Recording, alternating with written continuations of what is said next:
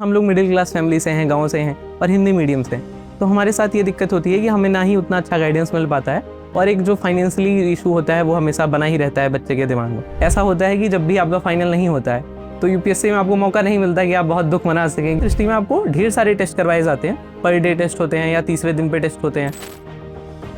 जब हम अस्मिता को देखते हैं तो हमें पता चलता है कि जो बच्चा लगातार मेहनत कर रहा है उसका ज़रूर हो रहा है। तो सबसे ज़रूरी है मेहनत करना। अगर आप मेहनत नहीं करते हैं, मेहनत का कोई विकल्प नहीं होता है। जब मैं ग्रेजुएशन लास्ट ईयर में था तो वहाँ से फिर मैंने दृष्टि ज्वाइन की और वहाँ से ये पूरा सफ़र शुरू होता है आईएएस की बनने के लिए।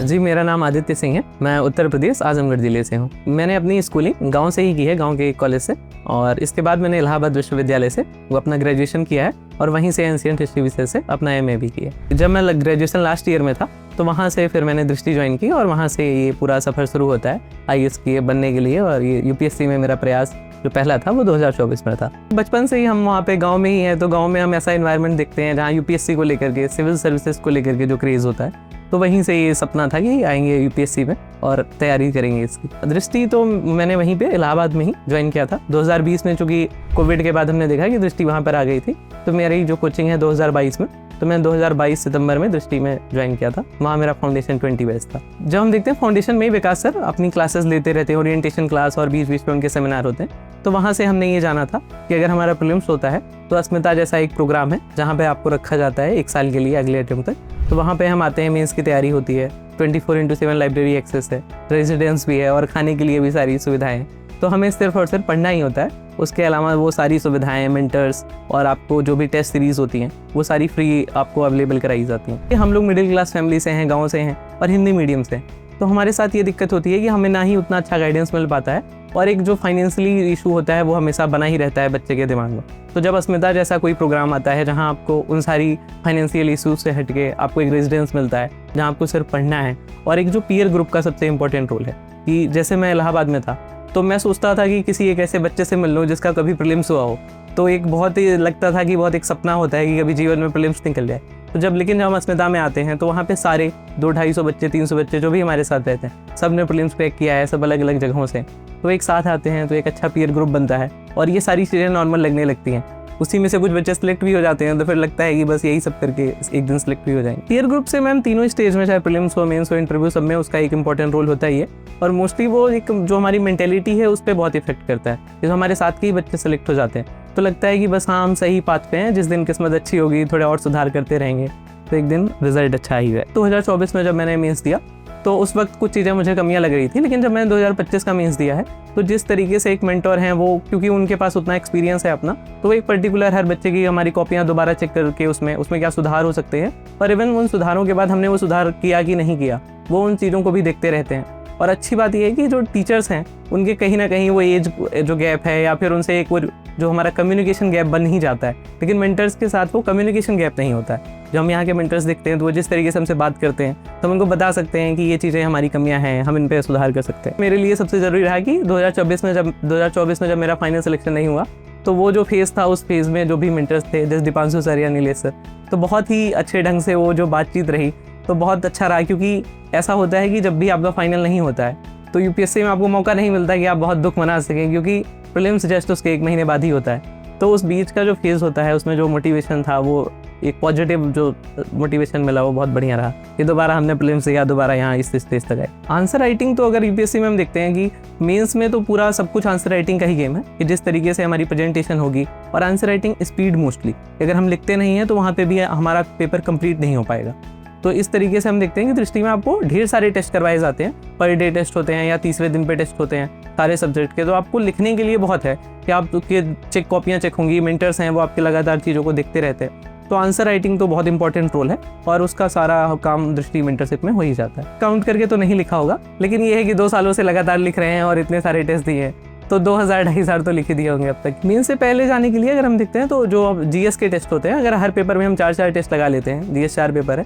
तो ये 16 टेस्ट हो जाते हैं, और ऑप्शनल में भी लगभग 16 टेस्ट अगर हम लगा लें और एसए के लगभग 10-12 टेस्ट, तो ओवरऑल अगर हमारे 45-50 टेस्ट हो जाते हैं, आंसर राइटिंग स्पीड होती है तो उधर क्योंकि हमें हर आंसर में अगर हम मेंस में देखते हैं तो जो 7 मिनट या 12 मिनट में आपको आंसर कंप्लीट करने हैं, तो वो बहुत ज़रूरी है कि आप बहुत कम टाइम में, और वो जो एक क्वेश्चन की एग्जैक्ट डिमांड है आपको उसको समझना है, और फिर 2 पन्ने पूरे लिखने भी हैं, और उसमें आपको कुछ क्रिएटिविटी भी दिखानी है, आपको फ्लो चार्ट, डायग्राम्स, ये सब डालना है। तो अगर आपकी वो आप प्रैक्टिस नहीं होगी तो आप उतना बेहतर नहीं कर पाएंगे। जो प्रीलिम्स की तैयारी है यूपीएससी में वो अच्छी है, उधर ऑब्जेक्टिव क्वेश्चंस आते हैं, तो हम कहीं भी ऑनलाइन यूट्यूब पे बहुत सारे कंटेंट हैं, या फिर किसी बुक को रट के, जो हमारी लक्ष्मीकांत या स्पेक्ट्रम है उसको रट के हम प्रीलिम्स निकाल सकते हैं। लेकिन जब मेंस या इंटरव्यू स्टेज की बातें आती हैं तो उधर ना तो आपको ऑनलाइन इतना मटेरियल मिल पाएगा। अगर हम देखते हैं जो उसके छोटे सब्जेक्ट हैं जीएस 2, 3, 4 में, जो भी सोसाइटी, इंटरनेट सिक्योरिटी, इनके कंटेंट आपको नहीं मिलते हैं यूट्यूब पर, और आपको एक कंपटीशन नहीं पता चल पाता है कि बाकी बच्चे कैसा आंसर लिख रहे हैं। तो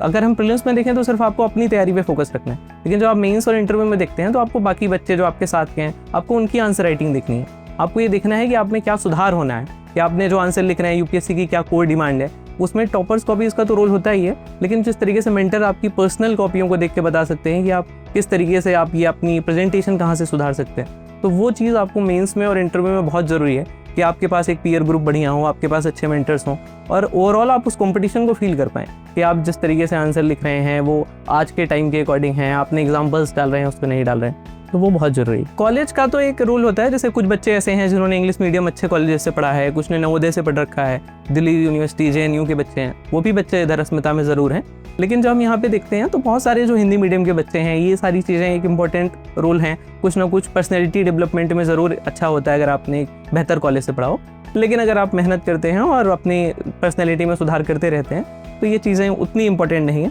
अगर हम लगातार अब इस तैयारी में देख रहे हैं, चारों तरफ बच्चों से मिल रहे हैं, तो हमारी पर्सनैलिटी अपने आप अच्छी होती जाएगी। हिंदी मीडियम में अगर रिजल्ट हमें सुधारना है तो अस्मिता उसका बहुत इंपॉर्टेंट रोल है उसका। अगर अस्मिता ने जिस तरीके से सारे हिंदी मीडियम के बच्चों को एक साथ लाया है, और हिंदी मीडियम के बच्चे में एक पहले ये होता था, हमें पता नहीं चल पाता था कि ऐसा माहौल बन के, जैसे मैं इलाहाबाद में रहता था तो उधर सब ये बोलते हैं कि होता ही नहीं है यूपीएससी किसी बच्चे का। जब हम अस्मिता को देखते हैं तो हमें पता चलता है कि जो बच्चा लगातार मेहनत कर रहा है उसका ज़रूर हो रहा है। इवन जैसे मैं अपने साथ देखूं तो 2024 में जितने भी बच्चे थे मेरे साथ के, उनका 2025 में सबका प्रीलिम्स हुआ, क्योंकि सब अस्मिता में थे, सबने लगातार 1 साल मेहनत की, कोई भटकाव नहीं था, आपको सिर्फ पढ़ना था। तो एक भी बच्चा ऐसा नहीं था जिसका प्रीलिम्स ना हुआ हो, जो भी हम 12-15 मेरा पीयर ग्रुप था, और वो सारे इंटरव्यू दे रहे हैं इस बार। तो ये दिखाता है कि अगर आप मेहनत कर रहे हैं लगातार और आप अच्छे गाइडेंस में हैं तो वो आपका रिजल्ट धीमे धीमे सुधरेगा ही सुधरेगा। और अस्मिता जैसा प्रोग्राम एक लॉन्ग टर्म में हम देखेंगे कि हमें हिंदी मीडियम में बहुत अच्छे रिजल्ट भी देखने को मिले। मतलब अस्मिता के अलावा आपके पास ऑप्शंस हैं ही नहीं, क्योंकि आप कहीं अकेले रह के तैयारी करेंगे, कहीं छोटे शहर में रह के तैयारी करेंगे,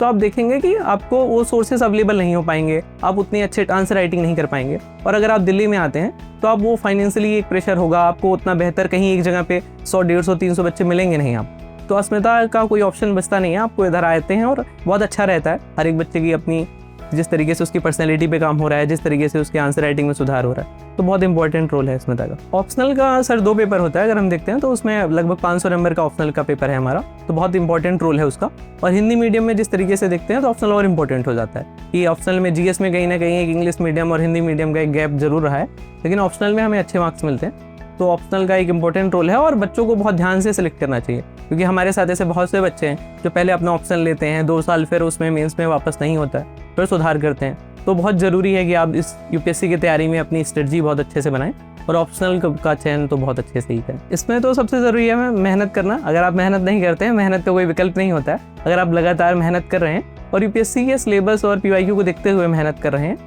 और इस तरीके से अगर आप लगातार लगे हुए हैं एक लंबे टाइम तक, तो आपको इसके रिजल्ट ज़रूर ही देखने को मिलेंगे और अच्छे रिजल्ट देखने को मिलेंगे। लास्ट ईयर जब मैंने इंटरव्यू दिया था तो उतना पीयर ग्रुप था नहीं, तो उसमें मुझे बहुत सारी चीज़ें लगी कि पता नहीं है आपको कि इंटरव्यू में क्वेश्चंस कैसे आते हैं, या ट्रांसक्रिप्ट है तो हम लिमिटेड ट्रांसक्रिप्ट तक हमारी रीच हो पाती है और जो भी चीज़ें हमें तैयार करनी होती हैं। लेकिन जब इस बार मैंने इंटरव्यू दिया तो मेरा जो भी पीयर ग्रुप था, जैसे हम देखते हैं कि हम यूपी से हैं, तो यूपी से बहुत सारे बच्चे आपको यहाँ पे मिल जाएंगे, या फिर आजमगढ़ के बच्चे मिल जाएंगे, तो उनके साथ हम सेम चीज़ों पे तैयारी कर सकते हैं। या जो भी हॉबी होती है आपको सेम हॉबी के बच्चे मिल जाएंगे। जैसे मेरी हॉबी कुकिंग और वो कबड्डी थी, तो उस पर काफ़ी बच्चे साथ में थे। तो इस तरीके से आपको सेम चीज़ों पे तैयारी करने वाले और उनका एक्सपीरियंस काम आ जाता है कि किसी बच्चे ने यूपीएससी में इंटरव्यू दिया होगा, उससे आजमगढ़ से क्वेश्चन आए होंगे, तो आपको वो सारी चीज़ें पता चल जाती हैं। और जो करंट का इशू है वहाँ पे अगर हम देखते हैं इंटरव्यू में, तो आपका जो एक थॉट प्रोसेस है वो चेक करते हैं कि आपने किसी टॉपिक पे कैसे आंसर दिए, कितने सारे डायमेंशन को कवर किया। तो जब हम मिलके उसके आंसर प्रिपेयर करते हैं तो किसी ने 2-3 डायमेंशन बता दी, किसी ने एक एक्स्ट्रा डायमेंशन बता दी,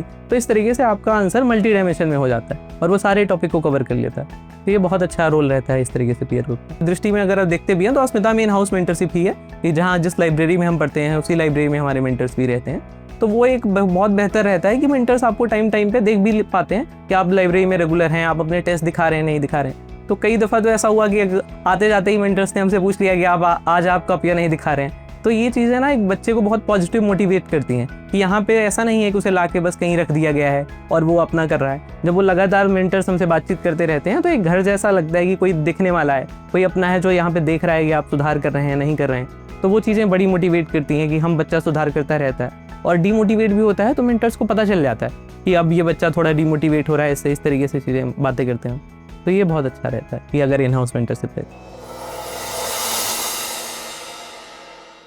अब एग्जाम की तैयारी को और बेहतर करने के लिए हमारे चैनल को लाइक, शेयर और सब्सक्राइब करना ना भूलें।